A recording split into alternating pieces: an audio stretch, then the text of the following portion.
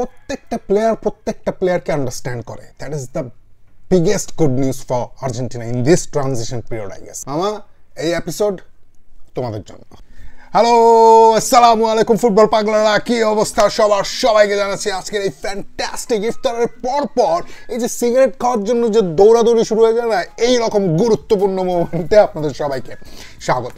রোজার মাসটা এত দ্রুত শেষ হয়ে গেল, আমি ভাবতেছি 10, 12, 15 দিকে আছে রোজা তো 20 ছাড়া এখন। গতকালকে মানে 21 শেষ করলাম, আজকে মানে 22 শেষ হয়ে যেতেছে। তো দ্রুত রোজার মাস শেষ হয়ে গেল, আমি কল্পনাই করতে পারিনি রোজার মাসটা এইবার আসলে দ্রুত শেষ হচ্ছে। কিন্তু আরেকটা ঘটনা যেটা খুব স্লো হয়ে করছে, সেটা হচ্ছে যেন বাংলাদেশের ন্যাশনাল ম্যাচটা আসতেছে না ভারতের সাথে। ভারতের মাটিতে ভারত আমাদের সাথে যেই আতিথেয়তা দেখাচ্ছে, খুব হাস্যকর একটা অবস্থা। এইটা নিয়ে চিল্লাপাল্লা আর করতে পারবো না, এখন তো হাসিই পাইতেছে ভাই। গতকালকে যা হয়েছে আপনারা তো মেইন স্ট্রিম নিউজ মিডিয়া দেখতেছেনি কি করতেছে ভারত আমাদের সাথে। এখন কথা হচ্ছে, ভারত আমাদের সাথে যা করতেছে তাই যদি বাফুফে ভারতকে ফেরত না দেয়, তাহলে ভাই খুবই মন খারাপ করব। এত বছর তো মানে জামাই আদর করা হয়েছে ভারতকে, এবার যদি ভারতকে এই আমাদের সাথে আচরণের পূর্ণ জবাব না দেওয়া হয় নভেম্বরে, তাহলে দেখেন খবর আছে। যাই হোক, বিষয় হচ্ছে আমাদের কমিউনিটিতে আর্জেন্টিনা ফ্যান খুবই কম। আমরা তো এখানে মূলত ব্রাজিল নিয়ে চর্চা করি ইন্টারন্যাশনালি। আমি একা মানুষ, কত দিক রিসার্চ করবো, তাই না? তো আমরা এগুলো বেছে নিচ্ছি, আমরা এই ক্যাটাগরিতে কাজ করি।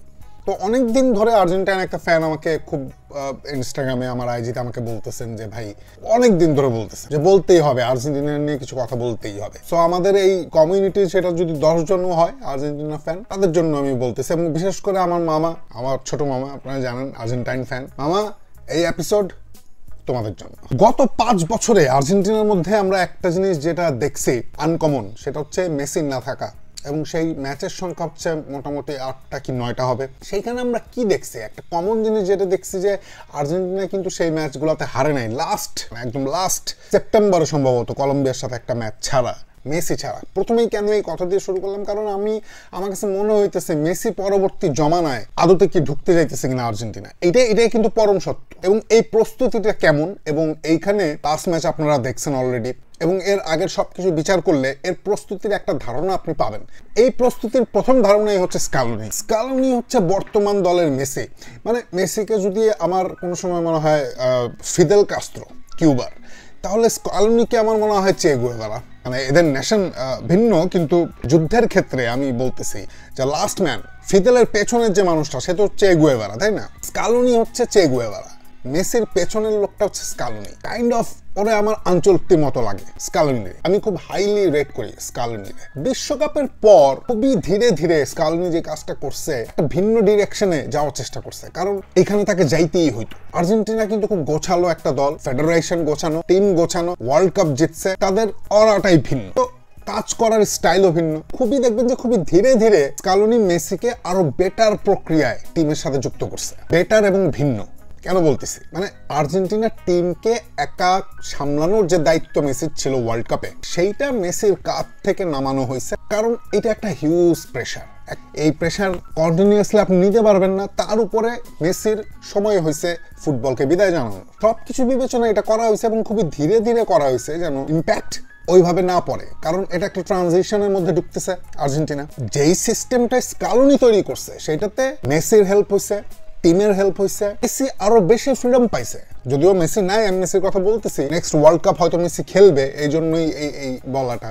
বেশি ফ্রিডম পাইছে, এবং এখন মেসি খেলাটা দেখতে পারে আরো ফ্রিডমলি, রিড করতে পারে। এখন এই সময় যদি ঢুকি, তাহলে হচ্ছে উরুগুয়ের সাথে মেসিকে ছাড়া প্রথম ম্যাচ খেললো আর্জেন্টিনা, এবং আর্জেন্টিনা কেমন খেললো? আর্জেন্টিনা দেখাইলো যে সেটা হচ্ছে যে টিম বন্ডিং, যে মেসিকে ছাড়াও আর্জেন্টিনা খেলতে পারে, এবং খুব দারুণ ভাবেই খেলতে পারে। এর চেয়ে ভালো পরীক্ষা তো আর হওয়ার কথা ছিল না যে মেসি ছাড়া আপনি কেমন খেলবেন। আপনি মেসি ছাড়া উরুগুয়েকে বিট করছেন, বিয়েলসার উরুগুয়েকে বিট করছেন, এবং কিছু সিগনেচার রেখে বিট করছেন। যেমন ধরেন আলমাডার গোলটা, টিমের যে বন্ডিং সেটি স্পষ্ট দেখা যাইতেছে। এবং ন্যাশনাল টিমে এই বন্ডিংটা খুবই গুরুত্বপূর্ণ, যেটা আপনি ব্রাজিল টিমেও দেখতে পাইছেন, যেটা আপনি আর্জেন্টিনা টিমেও দেখতে পাইতেছেন। আর্জেন্টিনার টিমের কারণ হচ্ছে আপনার স্কালোনি, আলমাডা, সিমিওনি, আলভারেজ, মার্টিনেজও নাই। সো স্কালোনিকে টিমকে আবারও এক সুতায় গাঁথতে হবে মেসিকে ছাড়া, এবং সেটাই আমরা উরুগুয়ের সাথে দেখছি। সবচেয়ে মজার ব্যাপার হচ্ছে এত সিম্পল একটা বোঝাপড়া টিমের মধ্যে দেখা গেছে, যেটা খুবই আশ্চর্যজনক। আমি আপনার 68 মিনিটে আলমারার সেই গোলটার কথা বলতেছি। আলভারেজ যখন পাসটা পাইলো,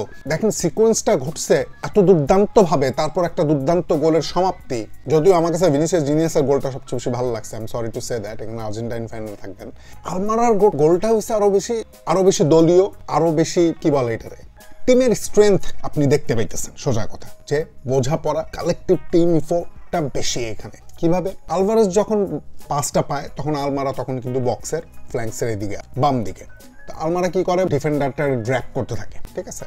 অন্য কোনো ডিফেন্ডার আলভারেজকে চার্জ করে না, এতে করে আলভারেজ একটা রান নেওয়ার চান্স পায়, একটা স্পেস পায়, সে রান নেয় বল নিয়ে। আলভারেজ ড্রিবলটা নেয় এবং সমগ্র ফোকাসটা আলভারেজ তার দিকে নিয়ে আসে। আপনি আলমারার তখন এই গুরুত্বপূর্ণ মুভটা দেখেন, সে ঘুরে অন সাইডে নিজেকে নিয়ে আসে এবং তার সাথে যে ডিফেন্ডারটা থাকার কথা তারে মার্ক করে, সে তাকে মার্ক না করে সে ডিফেন্স লাইনে চলে যায়।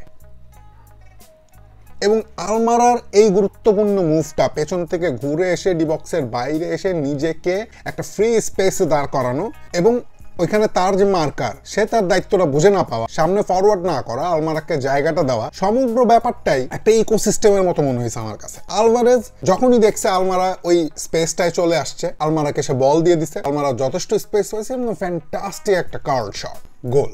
এই যে আর্জেন্টাইনদের মধ্যে বোঝাপড়া এবং এত সুন্দর তালে লয়ে, এইটা আর্জেন্টিনাকে বিপজ্জনক বানায় ফেলে, এটা হচ্ছে মূল কথা।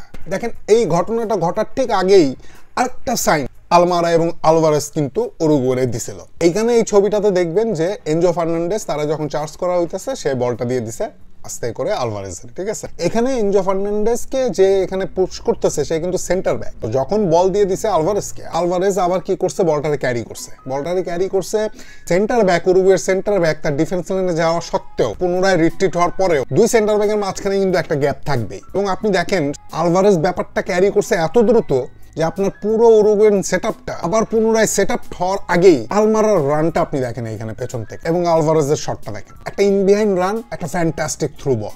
এইটা হচ্ছে যোগাযোগ দুইটা প্লেয়ারের মধ্যে, বুঝতেছেন? আলভারেজ কেন আমার এত ভালো লাগে ভাই, শুধু স্ট্রাইকার তো বটেই, আলভারেজের যে পাসিং অ্যাবিলিটি, মানে ও যখন ড্রপ করবে সেটা এতই সিগনিফিকেন্টলি ইমপ্রুভ করছে যে অস্বাভাবিকভাবে ভাই। উরুগুয়ের সাথে 47টা পাস অ্যাটেম্পটে চেষ্টা করছে, 47টা স্ট্রাইকার। এখানে দেখেন আলভারেজের পণ্ডিতিগুলো দেখেন, তারা ওকে টাস্ক দেওয়া হয়েছে আলভারেজকে মার্ক করে রাখা। আলভারেজ ওর টাইমে কোথায় নিয়ে আসছে দেখেন, হাফ ওয়ে লাইনে নিয়ে আসছে। এখন আলভারেজ তো আলভারেজ, আলমারা পর্যন্ত নিচে ড্রপ করে খুবই কমফোর্টেবল, ডিফেন্স লাইনে একদম বাম দিকে আলমারা নিচে নেমে আসছে, বল তার কাছে যাওয়ার পরে চতুর্দিকে উরুগুয়ান প্রেসার, মোটামুটি 3 জন প্লেয়ার এখানে আলমারারা আটকাইতেছে। আলমারার পাস এখান থেকে বের করা খুবই difficult, I mean forward pass আপনি মার্টিনেজকে দিতে পারেন, কিন্তু আলমারা একটা ইয়াং প্লেয়ার, লিওনই খেলে, এবার দেখবেন ম্যানচেস্টার ইউনাইটেডের সাথে খেলা আছে, সারা ওয়ার্ল্ড দেখবে, সে ঠিকই এই ডিফিকাল্ট পাসটা বের করে ফেলে। এইখানে আরেকটা দৃশ্য দেখেন, আলমারা আবারও বাম পাশে যখন বল পায়, আবারও যখন প্রেসার পায়, সে ইনসাইড ভেতরে ড্রিফট করে বল নিয়ে সিমিওনিরে ফাইন করে ফেলে।